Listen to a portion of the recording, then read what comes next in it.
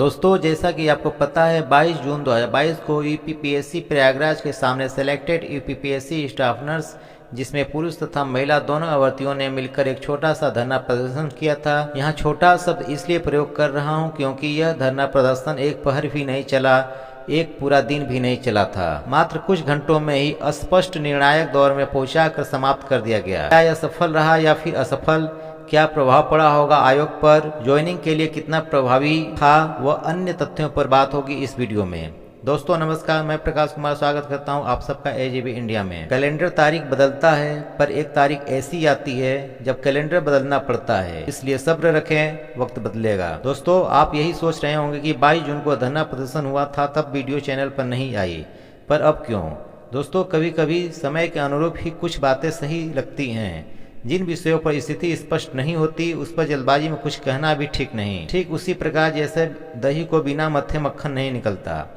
22 को जो प्रदर्शन हुआ वो मेरी नज़र में पूरी तरह से एक असफल प्रदर्शन रहा था। अभ्यर्थियों की संख्या पर्याप्त थी एक सफल धरना प्रदर्शन के लिए, आयोग पर प्रेशर डालने के लिए। ऐसे माहौल बने थे कि आयोग भी जल्द निर्णायक जवाब दे देता, पर ऐसा कुछ हुआ नहीं। एक मीठी गोली के साथ सब वापस लौट गए। नेतृत्व ही कमजोर था, नेतृत्व में ही कमी थी। ऐसा क्यों कहना पड़ रहा है, वीडियो में आगे बताऊंगा। इससे पहले ये जानने का प्रयास करते हैं कि 22 को क्या हुआ था, क्या बातें निकल कर आई सामने।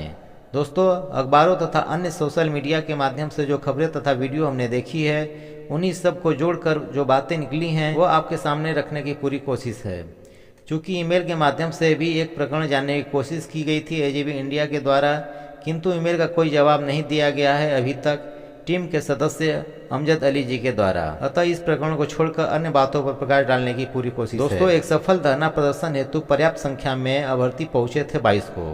काफ़ी ऊर्जा जोश से सभी भरे पड़े थे, पूरी तैयारी के साथ सभी पहुंचे थे, यह देखने से ही प्रतीत होता है। कुछ देर तक यूपीपीएससी के गेट पर प्रदर्शन किया गया, ज्वाइनिंग जल्द से जल्द हो इस हेतु, किंतु जो नेतृत्व कर रही टीम थी उनमें आपस में सामंजस्य सही स्थापित नहीं था। यह भी प्रतीत होता है उस दिन की वीडियो से। बातों को भली प्रकार से बिंदुवार न तो रखा गया और न ही बिंदुवार उस पर जवाब लिया गया है। यह भी पूर्ण रूप से स्पष्ट नहीं है कि आयोग के किन जिम्मेदार अधिकारियों के साथ वार्तालाप किया गया, किस स्तर के अधिकारी थे, क्या नाम था। अगर आप इतनी मेहनत करके उमस भरी गर्मी में सैकड़ों किलोमीटर तक सफर करके पहुंचे हैं तो कम से कम एक संतोषजनक और पूर्ण जिम्मेदाराना जवाब तो लेना चाहिए था। आयोग के चेयरमैन से वार्तालाप हेतु दबाव बनाना चाहिए था।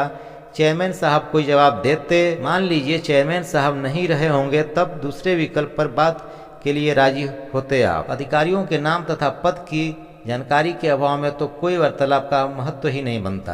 कोर्ट के ऑर्डर की चर्चा हुई कि कब ऑर्डर मिला, रिसीविंग डेट दूसरी हो सकती है, देर से रिसीविंग हुई होगी आयोग में। इस पर आप ही बताइए कि क्या हाईकोर्ट ने कहा था कि हमें 45 दिनों के अंदर रिपोर्ट दीजिए, या फिर आयोग व सरकार का पक्ष रखने वाले वकीलों ने कहा था कि 45 दिन का समय चाहिए। जब आयोग व सरकार ने खुद 45 दिन का समय मांगा हो, फिर कोर्ट की रिसीविंग से क्या मतलब? जो भी लोग अंदर जाकर वार्तालाप किए हैं वो किन किन बिंदुओं पर बात किए हैं, यह भी पूरी तरह से स्पष्ट नहीं है। एक निर्धारित समयावधि या फिर लमसम किस तारीख तक हो जाएगा यह भी नहीं बताया गया, बस जल्द हो जाएगा। मीठी गोली दे दी गई, आप खुश हो गए, अभ्यर्थियों से घर जाने को कह दिया। क्या ऐसे धरना प्रदर्शन और नेतृत्व किया जाता है? जब कुछ बातों में असमंजस की स्थिति बन रही हो, क्लियर नहीं हो पा रहा हो, तो आए हुए सभी अभ्यर्थियों से राय मशविरा सलाह ले लेना चाहिए था कि आगे क्या करना चाहिए। आप तब तक डटे होते जब तक एक निर्णायक परिणाम नहीं मिल जाता। कुल मिलाकर जहां से चले थे वहीं पर आकर खड़े हो गए। 98% यह धरना प्रदर्शन असफल कहा जा सकता है। अभ्यर्थियों के समय व ऊर्जा का सदुपयोग नहीं किया गया, बहुत ज्यादा ही जल्दबाजी में निर्णय ले लिया गया। कोई भी निर्णय पर पहुंचने से पहले हर बिंदु पर बारीकी से नजर दौड़ा लेनी चाहिए थी। अगर कोई अभ्यर्थी आप पर विश्वास करके दूर दूर से आए हो तो उनसे भी मंत्रणा करनी चाहिए। 2% इस धरना प्रदर्शन को सफल इसलिए कहा जा सकता है कि ज्वाइनिंग से जुड़ा मुद्दा सकारात्मक रूप से लोगों के बीच आया है। विभिन्न माध्यमों से तथा आयोग के अधिकारियों ने भी स्पष्ट कर दिया है कि कोर्ट का कोई रोक नहीं है ज्वाइनिंग के लिए।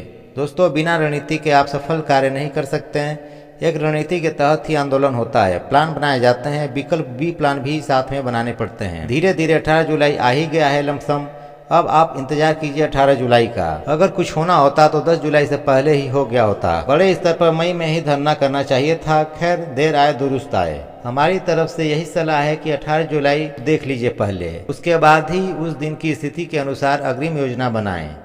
मिलते हैं नेक्स्ट वीडियो में। जय हिंद, जय भारत।